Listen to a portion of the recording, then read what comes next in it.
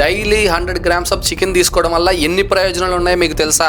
Number 1 muscle growth. Chicken లో మంచి protein ఉండడం వల్ల అది మజిల్ గ్రోత్ కి ఎంతగానో ఉపయోగపడుతుంది. నెంబర్ 2 ప్రోటీన్ వల్ల బాడీ స్ట్రెంత్ పెరుగుతుంది, అందువల్ల పనులన్నీ సులభంగా చేసుకోగలుగుతారు. నెంబర్ 3 మెదడు పనితీరు వేగవంతం అవుతుంది. చికెన్ లో విటమిన్ B6 ఉండడం వల్ల ఇది మెదడు ఆరోగ్యానికి చాలా పనికొస్తుంది.